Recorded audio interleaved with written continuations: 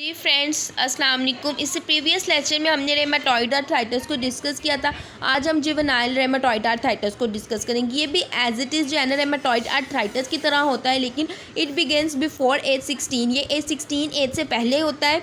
और इसमें क्या होता है, कॉज बाय द जॉइंट में इन्फ्लेमेशन होगी, स्टिफनेस होगी और स्वेलिंग वगैरह भी हो सकती है, पेन वगैरह भी कॉज होगी। डिफरेंस बस ये है कि 16 ईयर एज से बिफोर पहले होता है। इसके रिस्क फैक्टर हमारे पास क्या है कि एक्सपोजर टू सिगरेट, स्मोकिंग कर रहे हैं, यहाँ पे एयर पोल्यूशन है, और आइडियोपैथिक ये आर्थराइटिस है। सिम्टम्स हमारे पास क्या आती है, स्वॉलम, स्टिफ और the painful joints in the knees, hands, feet, ankles, shoulder and elbow और other joints in the morning और after a nap.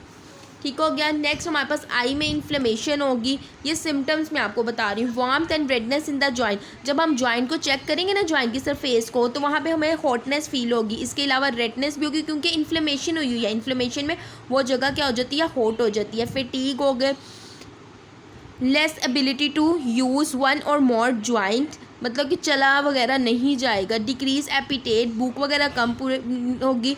Poor weight gain नहीं होगा। स्लो ग्रोथ होगी उस चाइल्ड की या बच्चे की। ट्रीटमेंट हम क्या करते हैं, एनसिड्स देते हैं, एंटी इन्फ्लेमेटरी स्टेरॉयड ड्रग्स देते हैं। इसके अलावा हमारे पास डमार्स हम यूज़ करवाते हैं। इसके अलावा कॉर्टिकोस्टेरॉयड मेडिसिन देते हैं जो रिड्यूस करते हैं इन्फ्लेमेशन को और स्वेयर सिम्टम्स को। ये था हमारा आज का टॉपिक जुवेनाइल आर्थराइटिस में। डिफरेंस जस्ट यही है कि हमारे पास क्या हो रहा है कि 16 एज से बिफोर ये कॉज कर रहा है जॉइंट्स में इन्फ्लेमेशन एंड स्टिफनेस।